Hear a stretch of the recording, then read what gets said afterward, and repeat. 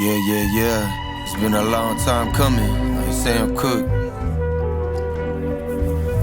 But just look, hear me out. I got a lot of shit to talk about, man. Just hear me out. Hey, yeah. Boy, Mello Mar. Hey, how you feel about the tape? Shit, I'm hyped about it. What you mean? Shit, we worked hard on that motherfucker. Probably two of the realest people in Dallas, shit, especially spitting some of this stuff that we spitting. You know what I'm saying? True, to the point. You know, a little wordplay in there too. A little soul in there too. Hey, they wanna hate on me. I want the Rolex, want the Cartier. Always on the grind, wasn't much of a party yet.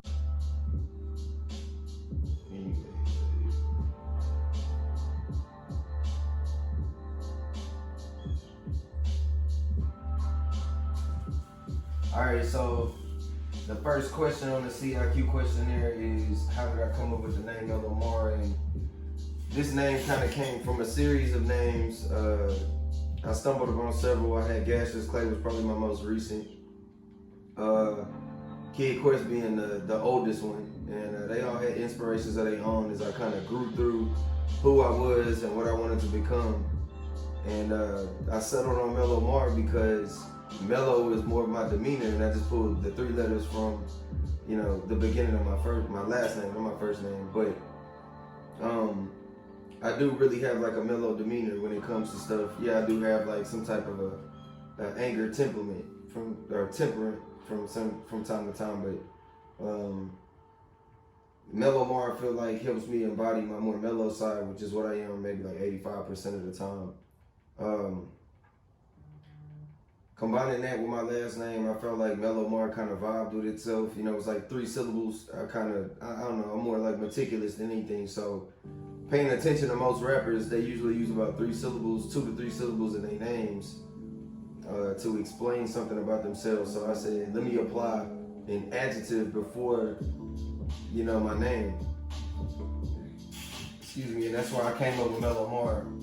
So basically just my temperament mixed with my name, and that's kind of how we created that.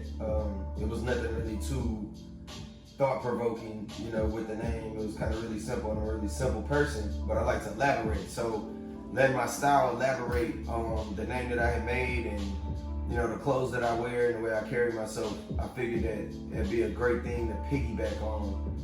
If I'm just gonna say my name, it'll have people look into those things like, well, what makes him mellow? Well, you know what I'm saying? Where, you know, the name, this and that, they look up my government name and you understand where I got it from. But that's the origin of the name, and I feel like it was really plain and simple to explain me, because I feel like a lot of things don't need to be explained off the get-go. That's part of the reason why it took me so long to get, you know, my music journey going, was because I was putting too much thought into what direction I wanted to go, what name I wanted to come up with.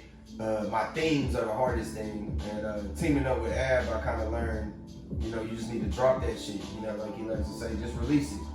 You know, if I had started with a SoundCloud, you know, so long ago, I probably have a hell of a following compared to me just starting out now and having to build it myself, you know, so late in my career. But I look at people like Cudi, people like Nip, people like Kanye, people that have, you know, these older ages or late 20 ages where they kind of come, early 30s, kind of where they coming into themselves and figuring out who they are, because it's kind of like they've been through enough, but they old enough to kind of realize what type of person they are and the things that kind of make them them. So Mello Mar basically is what makes me me. That's what explains who I am in the simplest form. Call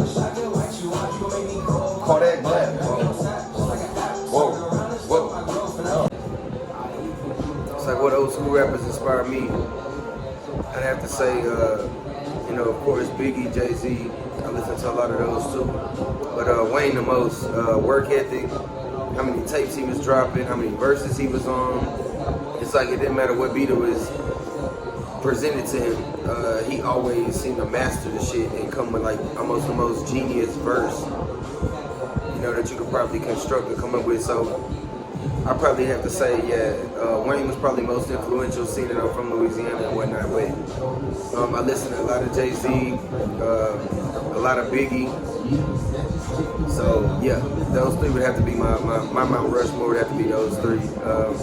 We got a couple like new school artists that kind of inspire me too. That have been around a while. I want to say probably Dom and Currency, but I'm on Instagram, Twitter, book, and what is the other one?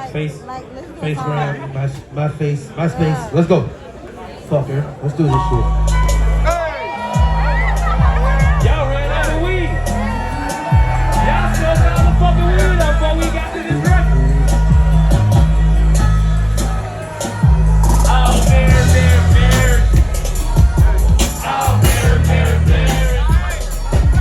Oh, Bear. Oh, Bear. Oh, Bear. All right, y'all turn. Oh, Bear. Oh, Bear. besides collective intelligence quarters, C.I.Q to me is just like a collective IQ. So it's like technically a collective IQ, you know.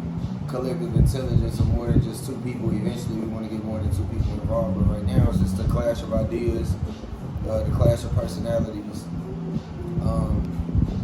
Not just a clash, but like a mixture, because I say clash in the sense that, you know, it's two different, you know, fields coming together. For one, you got somebody that's, both of us cool, but you know, you got more of like a cool, vibey feel with me, and you got more of like a cool, calm, collected outlook on what you think the world should be like and how you think things should be, and the questions of, you know, that arise from like how the world should be and things we should be out here doing as human beings, what we stand for.